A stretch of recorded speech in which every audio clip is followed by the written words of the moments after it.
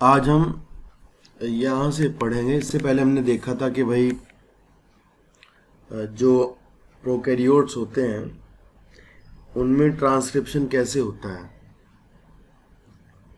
और ये हमने लास्ट बताया था कि प्रोकैरियोट में ट्रांसक्रिप्शन जो है, वो ट्रांसक्रिप्शन और ट्रांसलेशन जो है वो एक कपल्ड प्रोसेस है।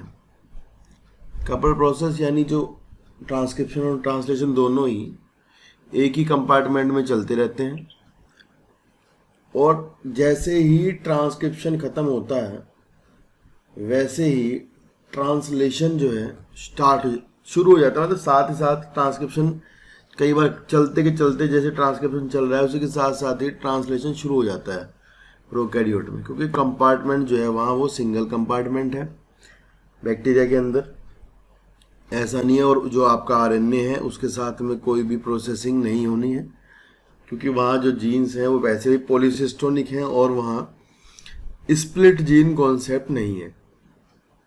जबकि यूकैरियोट में हमने देखा था कि स्प्लिट जीन कॉन्सेप्ट है, और स्प्लिट जीन कॉन्सेप्ट जो है वो क्या करता है, उसमें जो जीन्स हैं वो टुकड़ों में है, यानी उसमें जीन में कुछ कोडिंग सीक्वेंसेस के बीच में कुछ इंटरप्टेड सीक्वेंसेस होते हैं जो जीन का हिस्सा नहीं होते, जिनसे कि फर्दर पॉलीपेप्टाइड कोड नहीं होता।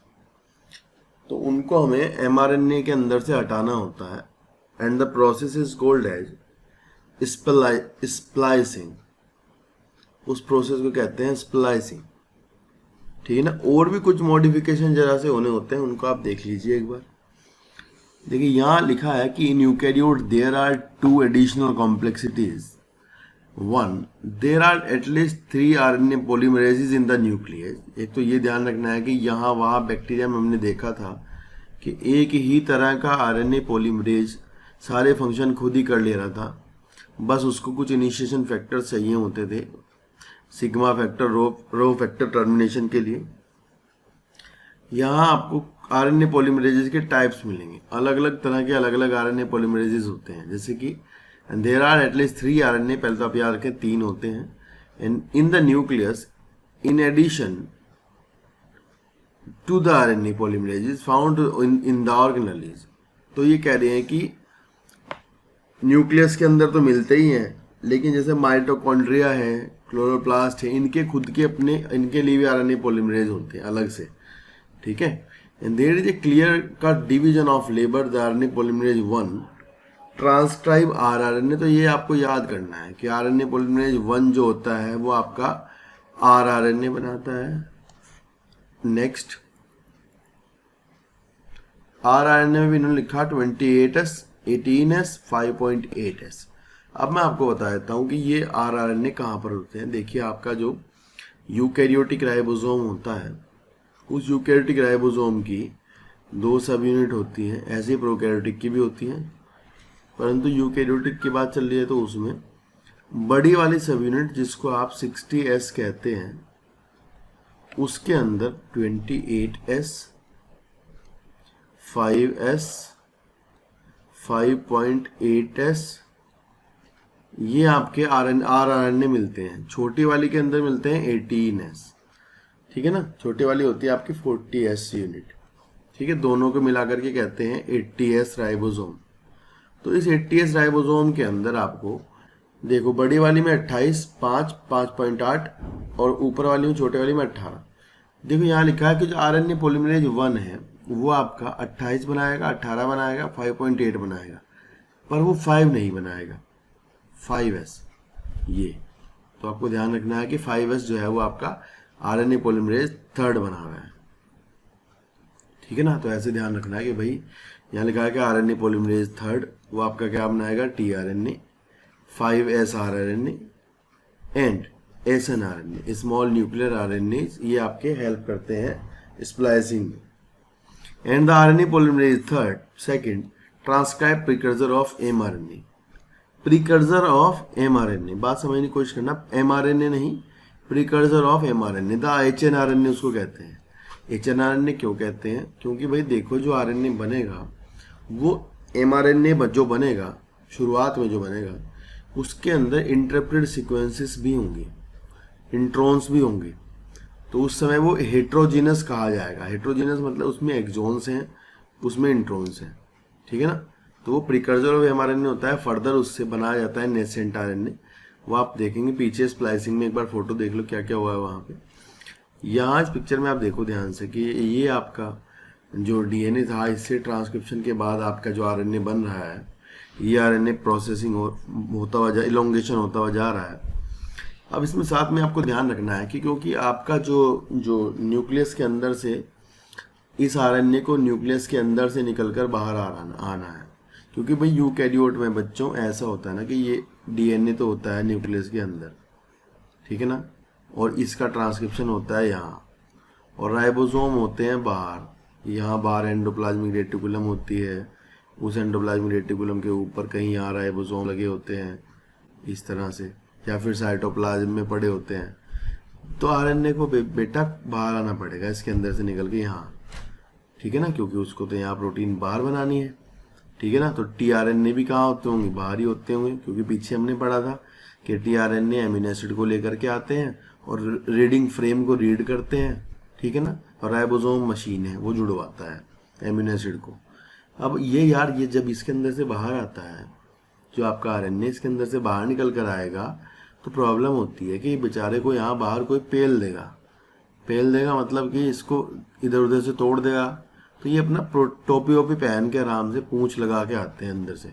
ऐसे तुम्हें याद रखना है कि ये अंदर से टोपी और पूंछ पहन लगा के आएंगे कि भाई मुझे कोई पहचान ना ले, ठीक है। तो ये क्या करते हैं, अपने 5 प्राइम एंड पर, ध्यान से पढ़ना, 5 प्राइम एंड पर, यहाँ देख रहे हो यहाँ पर 7 मिथाइल गुआनोसिन की कैप पहन लेंगे।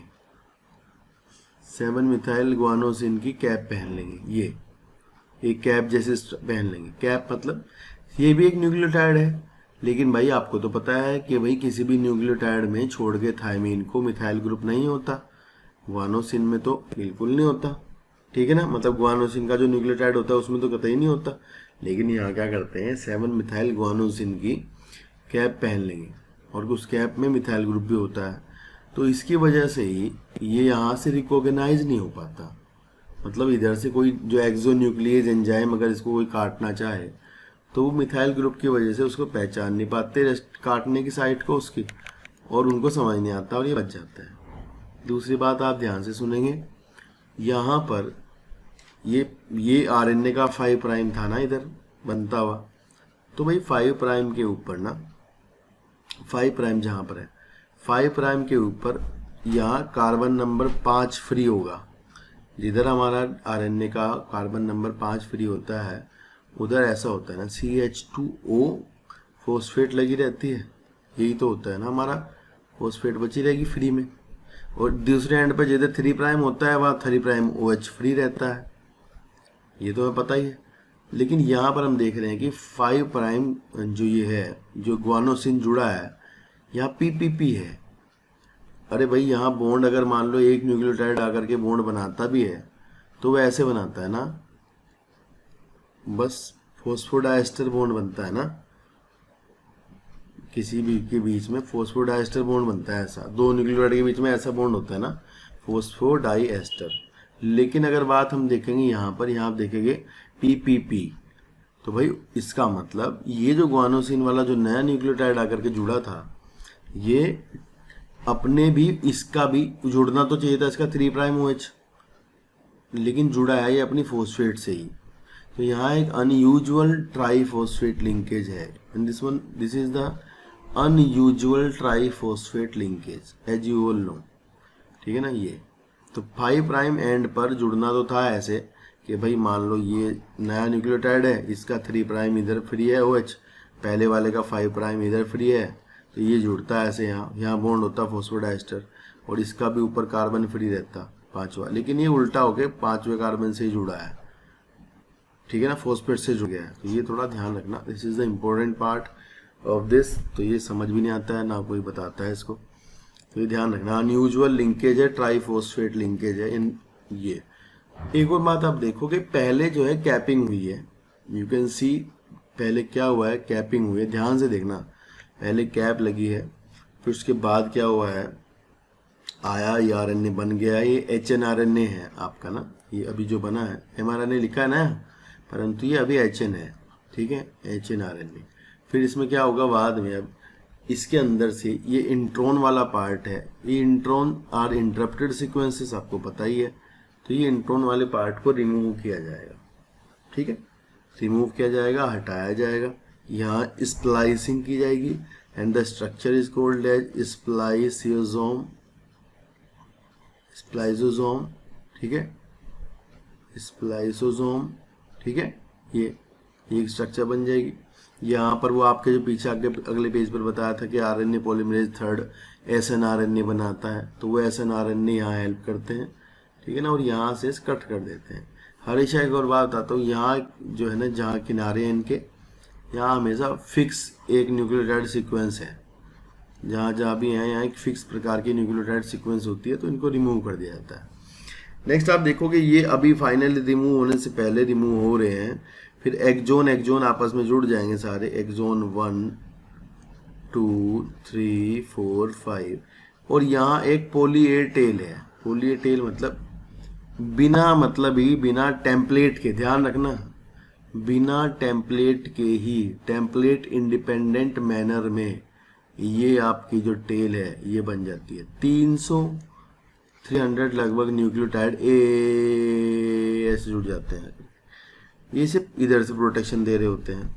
तो अब ये आपका नया बना आरएनए, एमआरएनए आपका, जो कि 5 प्राइम कैप, ठीक है, guanosine cap with the 3 prime tail of adenosine, ठीक है ना, एडिनोसिन एडिनिन के न्यूक्लियोटाइड हैं, और ये लेकर के आपका अब जा कहाँ जाएगा, बाहर आएगा न्यूक्लियस से। तो ये कॉम्प्लेक्सिटी यूकैरियोट के साथ है, प्रोकैरियोट के साथ ये कॉम्प्लेक्सिटी नहीं है, इसीलिए यूकैरियोट में ट्रांसलेशन एकदम नहीं चल सकता, तभी के तभी नहीं स्टार्ट हो सकता, ये प्रॉब्लम है, ठीक है। चलिए नेक्स्ट देखते हैं,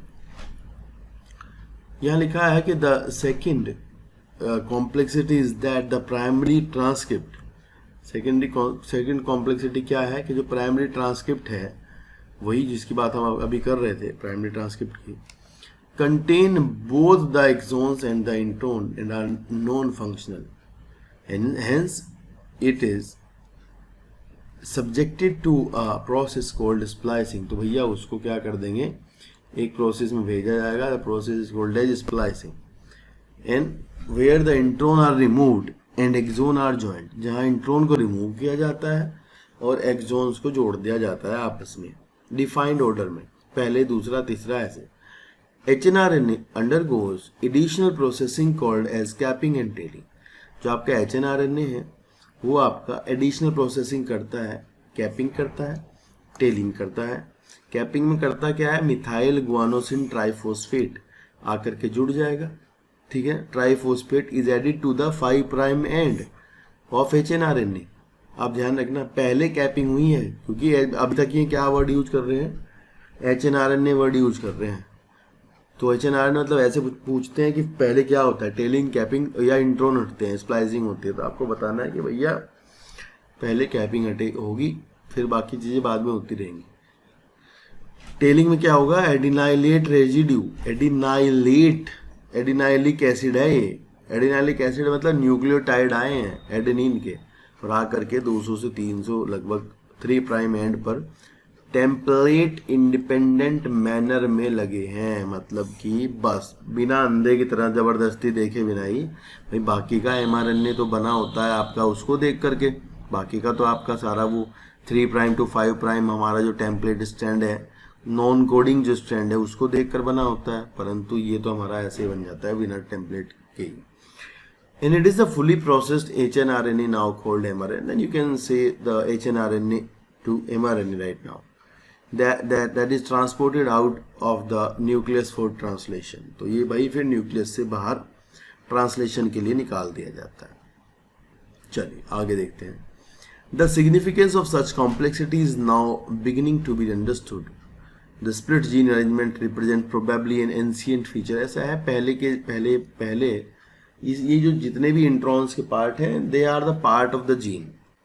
इन्होंने लिखा the presence of intron is reminiscent of antiquity, इसका मतलब है कि they are the part of gene, पहले वो किस जीन का पार्ट हुआ करते थे आरएन, ठीक है ना। And the process splicing represent the dominance of RNA world, मतलब ये कह रहे हैं कि स्प्लाइसिंग का प्रोसेस जो ये दिखाता है कि आरएनए पहले था, पहले आरएनए ही हुआ करता था, ठीक है। जो बेकार के इंटरप्रेट सीक्वेंस है वे हटा दिए गए, और इसमें इसको रिमूव करने में भी जो आरएन मदद करते हैं एसएनआरएनए। In recent time, the understanding of RNA DNA dependent process in the living system have assumed more importance.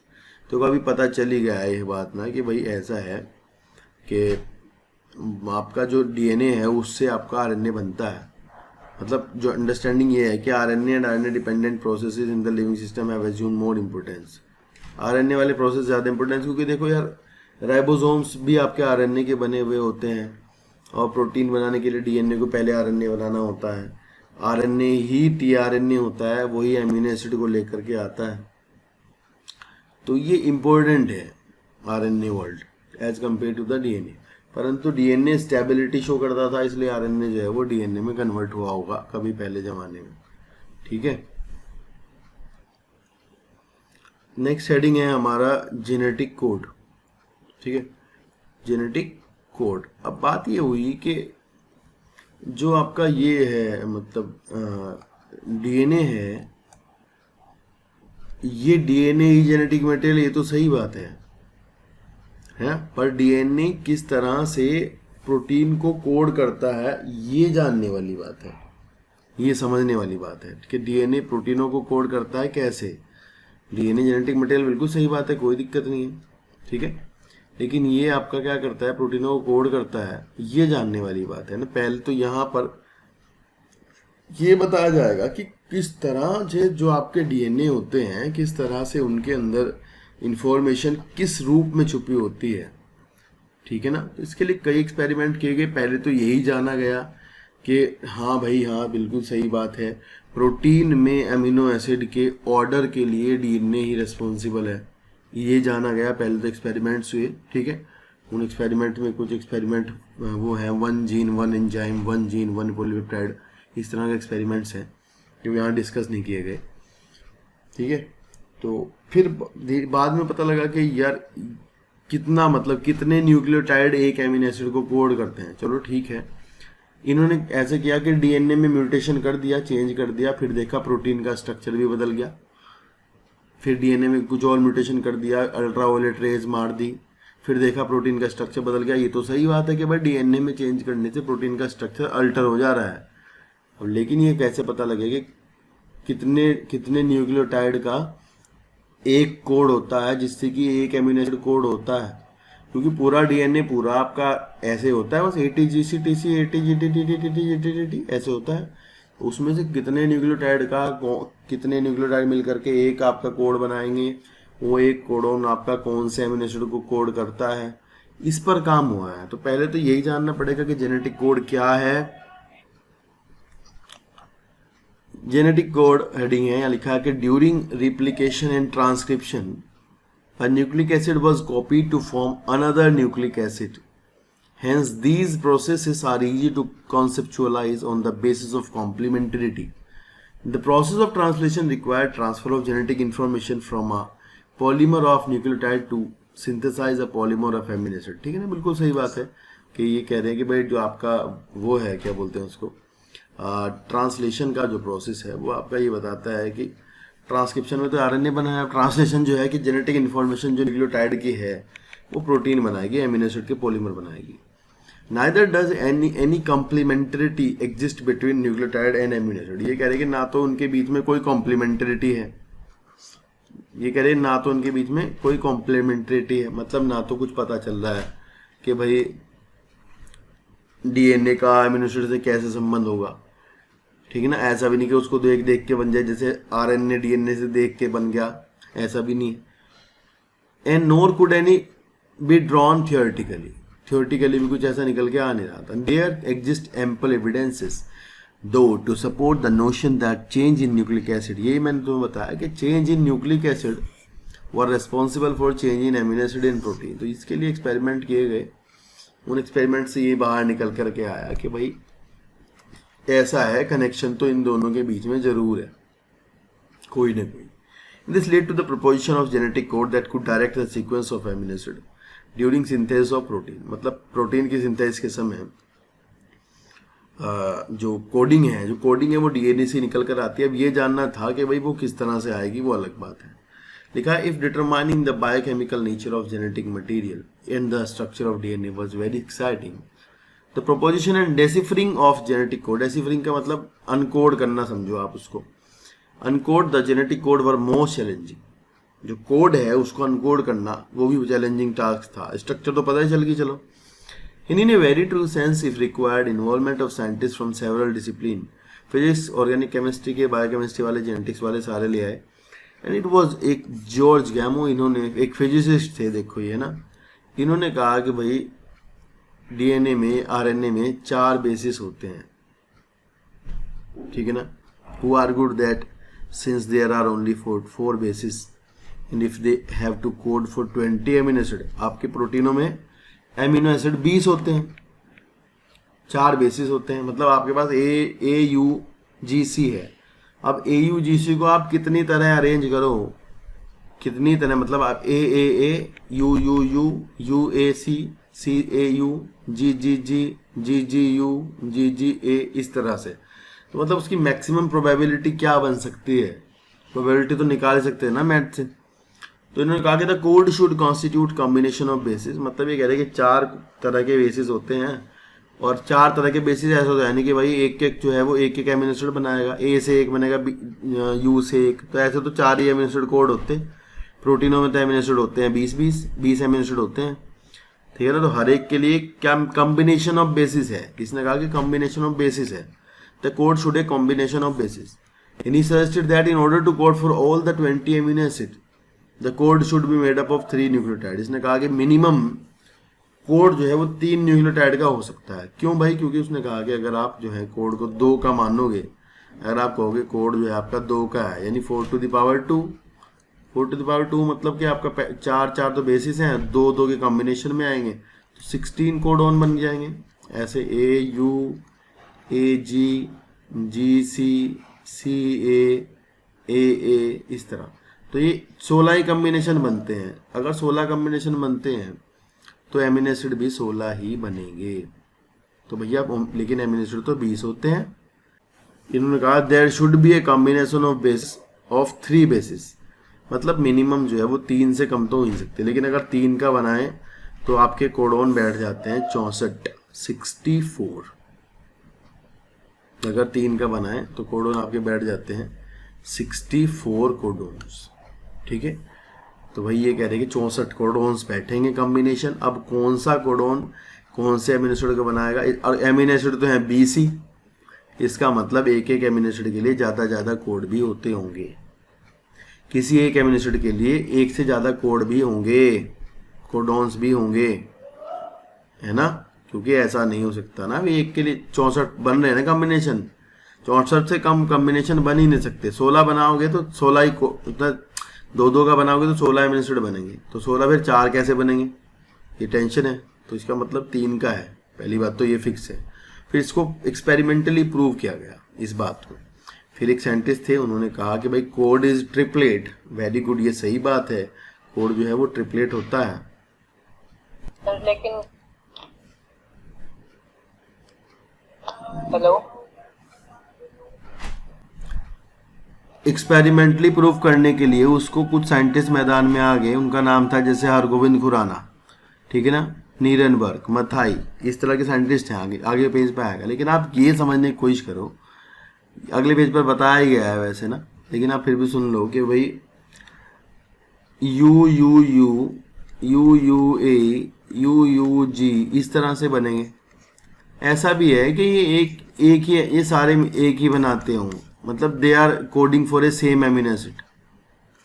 क्योंकि 20 एमिनो एसिड हैं, कोडोन है 64. तो भैया ऐसा तो होगा ही ना कि किसी के लिए ज़्यादा भी होंगे, किसी के लिए 2 होंगे, किसी के लिए 4 होंगे, किसी के लिए 6 होंगे. ऐसा है, ठीक है ना. एक more than 1 codon for a single amino acid condition होती है, ठीक है. तो ये कह रही है कि एक्सपेरिमेंटली प्रूव करते हैं, providing proof that the codon was triplet was a more daunting task and the chemical method developed by Hargobind Khorana was, यह लिखा है the chemical method developed by Hargobind Khorana was instrumental in synthesizing RNA molecule, मतलब इन्होंने जो है artificially RNA synthesise कर लिया है, आर्टिफिशियली आरएनए की सिंथेसिस करी है with defined combinations of basis, ठीक है, डिफाइंड कॉम्बिनेशन ऑफ बेसिस, मतलब जान के जो बेसिस का कॉम्बिनेशन बनाता है वो बनाया।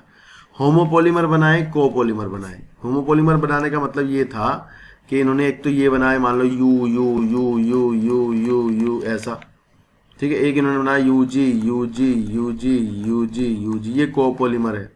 ऐसे आरएनए बनाए, ठीक है। सेल फ्री सिस्टम में Marshall Nirenberg cell free system protein synthesis के लिए तैयार किया इन्होंने, सेल के बिना प्रोटीन बनाना इससे कैसे बनेगी वो तैयार किया।